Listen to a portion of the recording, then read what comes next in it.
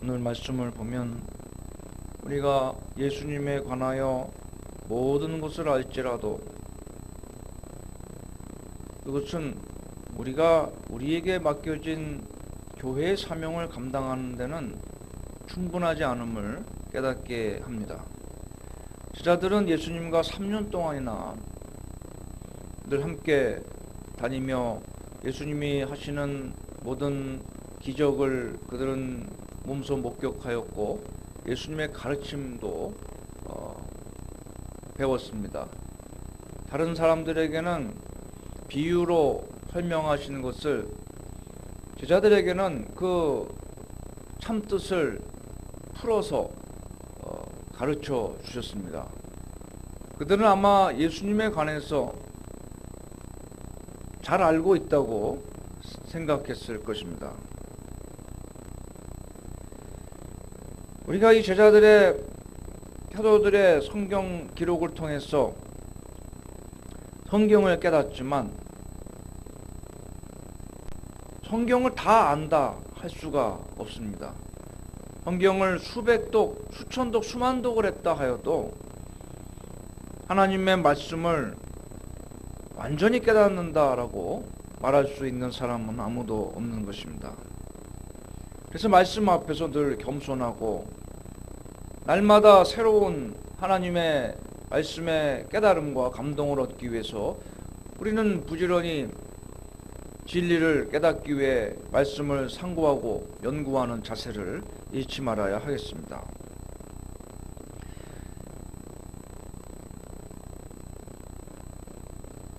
하나님의 말씀을 깨달을 때만이 우리가 예수님의 맡겨주신 사명을 감당할 수 있는 권세와 능력과 지혜를 갖출 수가 있습니다. 제자들도 예루살렘에서 성령으로 덧입혀지는 그 권능을 체험하기 위해서 기도하여 모여서 기도하였음을 오늘 말씀을 통해서 알 수가 있습니다. 이렇게 성령의 충만함을 받을 때에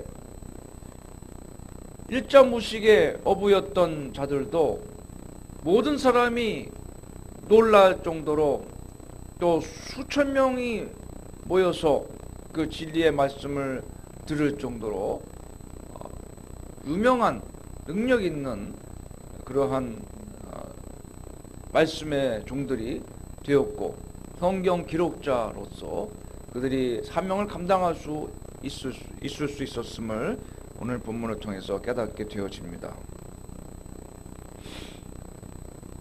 우리가 성경을 묵상할 때에 늘 성령님의 도우심을 구하는 그런 마음가짐이 필요합니다. 오늘은 성령께서 도와주셔서 성령께서 어떤 말씀의 비밀을 나에게 깨닫게 하실까? 오늘 하루 동안에 나에게 주시는 하나님의 세미한 음성은 성령님의 깨달음은 과연 무엇일까?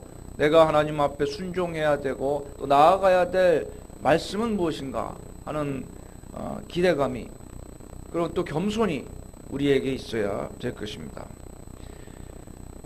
오늘 본문에 보면 한 가지 성도들을 혼돈케 하는 그런 내용을 발견하게 됩니다. 잘 알다시피 사도행전의 저자는 사도 누가입니다.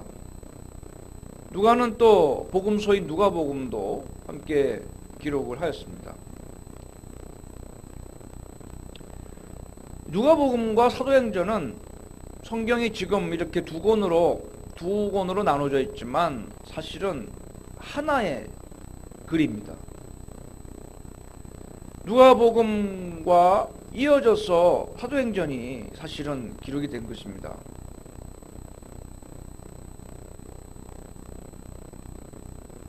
그러나 한 번에 기록할 수 있는 양이 정해져 있기 때문에 이렇게 나눠서 기록을 하게 된 것이죠. 그런데 이 내용을 잘 보면 예수님의 승천의 시기에 대해서 상당한 차이점을 보이고 있다는 사실을 발견할 수 있습니다. 지금 누가복음 24장에 보면 예수님이 승천하신 것은 예수님이 부활하신 날 저녁이었음을 알 수가 있어요. 예수님 부활하시고 제자들 앞에 나타나시고 제자들이 보는 가운데서 그날 밤에 승천하시는 것으로 그렇게 이해가 되어집니다. 당연히 그렇게밖에 생각할 수가 없다고 하는 것이죠. 그런데 오늘 말씀을 보면 그렇지가 않습니다. 예수님께서 부활하시고 제자들에게 여러 번 나타나신 다음에 그리고 예수님은 하늘로 올려져 승천하셨음을 말씀합니다. 40일 동안의 시간을 제자들 앞에 예수님은 자신의 모습을 보이시고 또 여러 가지 말씀을 하시고 그리고 나서 부활하셨음을 승천하셨음을 우리는 깨닫게 됩니다. 그럼 누가가 과연 이 점에 대해서 부주의해서 그의 기억이 흐려서 이러한 차이점을 보이는 기록을 했을까요? 같은 중요한 예수님의 승천을 말씀하면서 그것을 헷갈릴 정도의 그런 상태에서 누가가 기록을 하였겠습니까? 어떤 사람들은 누가복음보다 사도행전을 훨씬 나중에 기록을 했기 때문에 누가가 그동안에 예수님이 승천의 시기가 언제였는지를 잊어버렸기 때문에 이렇게 기록을 했을 것이라고 그렇게 억측을 하기도 합니다. 그러나 그것은 잘못된 주장입니다. 성경은 우리에게 주시고자 하는 메시지가 있다는 겁니다. 성경에 있는 것은 모두 다 사실이지만 성경의 기록자인 누가는 성경의 집필자이지 신문 기자가 아니라는 것입니다. 즉 승천의 누가복음과 사도행전의 승천의 기록이 다른 이유는 그 다르게 기록한 저자의 의도가 또 성령님의 주시고자 하는 메시지가 무엇인지를 그 안에서 찾아야 된다고 하는 것입니다. 누가복음 24장의 승천은 하나의 복음의 결론입니다. 승천하시는 것이 결론입니다. 왜냐하면 복음서는 예수님의 지상사역을 다루고 있기 때문입니다. 예수님이 이 세상에 오셔서 어떠한 가르침과 어떠한 그런 사역을 일들을 행하셨는가 하는 것을 기록하는 데 목적이 있고 그 결론을 아주 클라이막스로 예수님의 승천을 다루고 있다고 하는 것이죠.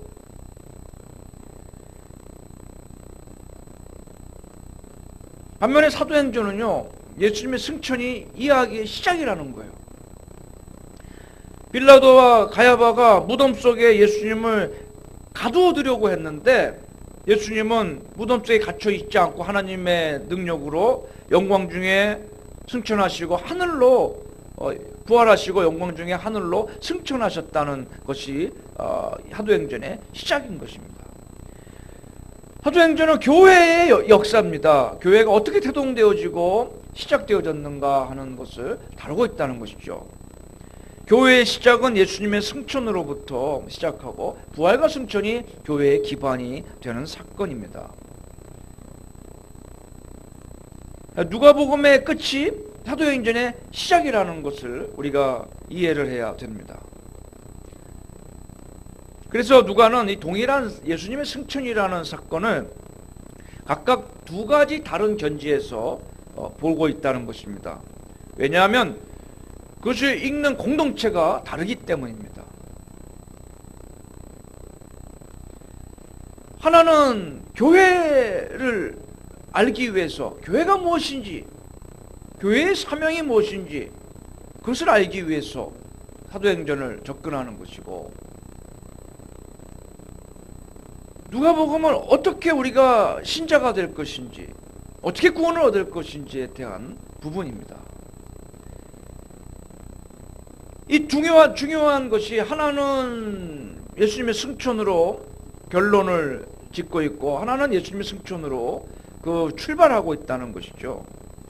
그래서 충천을 통해서 각각 다른 두 가지의 의미를 끌어내고 있는 것입니다.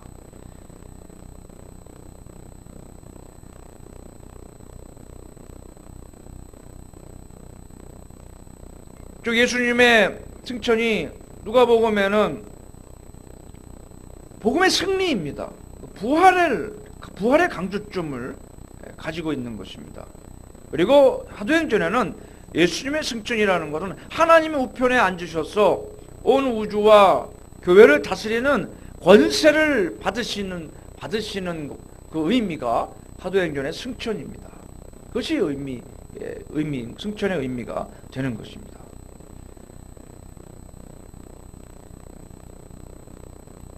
이 두 가지 사건이 오순절 날에 사도행전 2장에서 서로 만나게 되는 것입니다. 예수님의 생명과 권세가 성령을 통하여 교회에 임하시고 제자들에게 주어졌다고 하는 것이죠. 누가복음과 사도행전이 결국은 오순절날 성령 안에서 우리가 그것을 하나로 그 의미를 제대로 파악을 하고 깨달을 수가 있게 되는 것입니다. 상당히 성경은 이것만 보아도 우리가 성경이 쉬운 책이고 잘 알 수 있다 라고 생각하는 것이 얼마나 잘못된 발상이고 교만한 생각인가 하는 것을 깨달을 수가 있습니다. 성경을 제대로 알기 위해서는 신학을 우리가 깨달아야 되고 또 연구해야 되고 또 성경을 어떤 하나하나의 권만 읽지 않고 성경 전체를 통독하는 것을 아주 여러 번 오랜 시간 동안 반복을 하면서 우리 생활의 일상으로 삼아야 됩니다.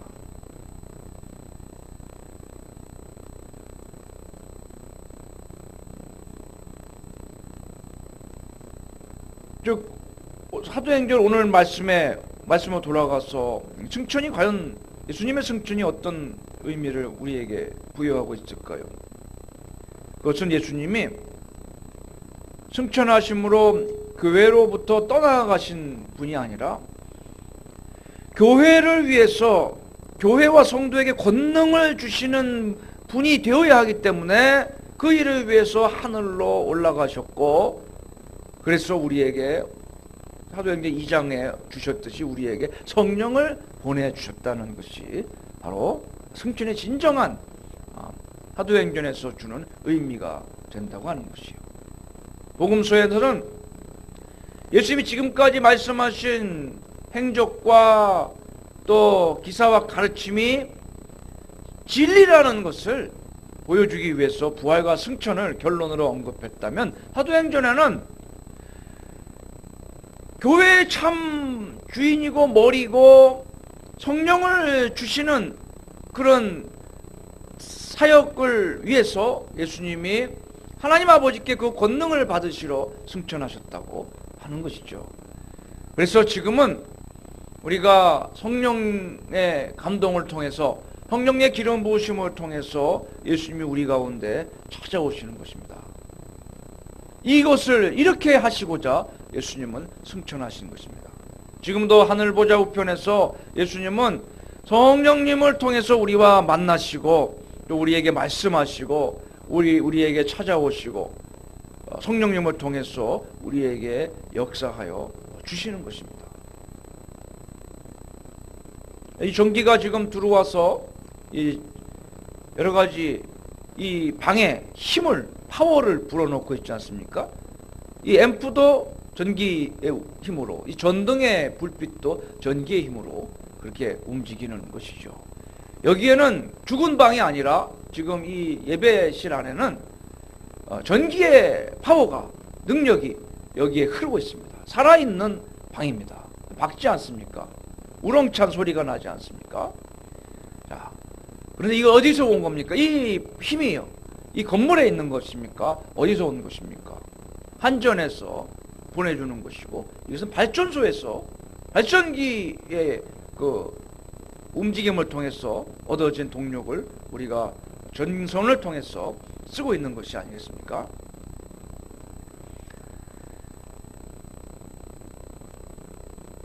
우리는 지금 발전소와 연결이 되어 있는 거예요. 발전소와 연결이 되어 있고 지금 발전소의 힘을 우리가 느끼고 있어요. 그죠? 어디가 전기가 끊어지면 한전에서 알지 않습니까? 어디가 잘못됐다. 여러분, 제가 말씀드리려고 하는 것이 바로 이것입니다. 예수님이 승천하신 까닭은 우리와 만나시고 교통하시기 위해서라는 거예요. 이게 전기의 힘을 우리가 얻어서 쓰고 느끼듯이 예수님의 감동과 지혜와 능력을 우리가 느끼고 지금 경험하고 사용하고 있는 것입니다.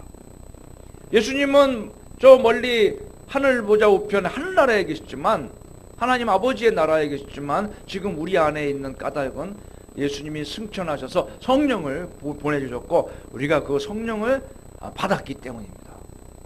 전선이 공급되어서 여기 전구에 연결되었듯이 성령을 받았기 때문에 승천하신 예수님과 늘 함께 동행할 수가 있다고 하는 것이죠.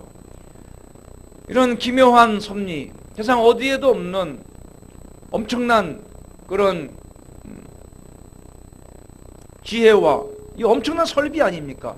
엄청난 장치가 되어 있는 거예요. 우리 인간의 몸에는 저 짐승, 개나 고양이나 불신자와는 다른 게 엄청난 설비가 되어 있는 거예요. 보통 존재가 아닌 겁니다. 이거는 하나님과 연결되는 보통 시설이 되어 있는 게 아니에요. 이게 없으면 죽은 존재라는 거예요. 성령을 받지 못하면, 성령이 아니 계시면 전선이 끊어진 건물과 같이 죽은 존재입니다. 아무것도 없고 깜깜한 어둠 속에 아무것도 할 수 없는 그러한 공간만, 빈 공간만 가득 찬 그런 존재죠. 공장에 전기가 안 들어오면 무슨 일을 할 수 있겠습니까? 병원에 전기가 끊어지면 무슨 일을 할 수 있겠습니까? 사도행전에 주된 게 뭡니까? 성령행전이라는 게 별명입니다. 사도들이 어떻게 행했는가가 아닙니다. 성령님께서 사도들 가운데 임하셔서 어떠한 역사를 일으켰는가를 봐야 된다는 거예요. 이것이 바로 교회의 일입니다. 여러분, 전기가 끊어진 그런 공장 같은, 전기가 끊어져 버린 병원 같은, 전등이 들어오지 않는 학교 같은 그러한 존재가 되지 말고 늘 예수님의 능력이, 예수님의 그 하늘나라의 파워가, 강력한 성령님의 임재와 감동을 통해서 우리에게 세상이 감당치 못할 그런 다이너마이트와 같은 폭발적인 능력으로 나타나는 그러한 사역이 될 수 있도록 이 시간에도 성령을 부어달라고 구하는 그런 이 아침 되시기를 간절히 소원합니다.